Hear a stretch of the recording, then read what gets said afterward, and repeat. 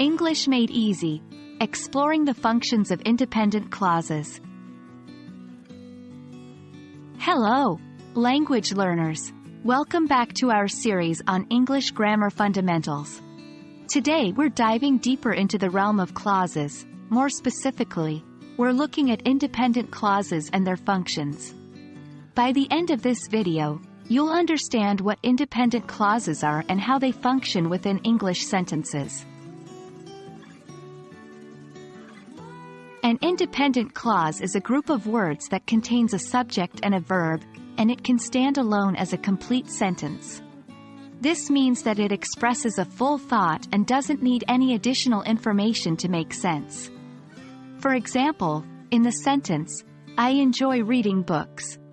I is the subject, enjoy reading books is the verb phrase, and together, they form an independent clause. Now, let's talk about the functions of independent clauses.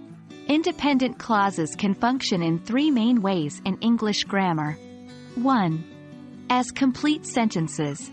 Since independent clauses express a full thought, they can stand alone as complete sentences.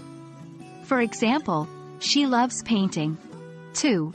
In compound sentences, independent clauses can be joined by coordinating conjunctions, for, and, nor, but, or, yet, so, to form compound sentences. For example, I like to read, but my brother prefers playing video games. Here, I like to read, and, my brother prefers playing video games, are both independent clauses joined by the conjunction, but.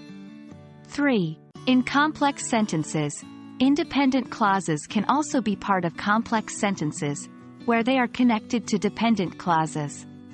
For example, although it was raining, we decided to go out. In this sentence, we decided to go out is the independent clause, while although it was raining is the dependent clause. A crucial part of understanding independent clauses is being able to identify them within sentences. Look for a group of words that contain a subject and a verb and that can stand alone as a sentence. Practice this skill by reading various texts and trying to pick out the independent clauses. And there you have it. That's your introduction to independent clauses and their functions within English grammar. Remember, an independent clause can stand alone as a sentence, join with other clauses to form compound or complex sentences, and is essential for expressing complete thoughts in English.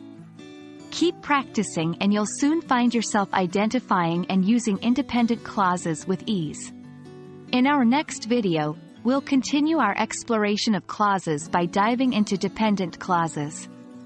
Until then, happy studying!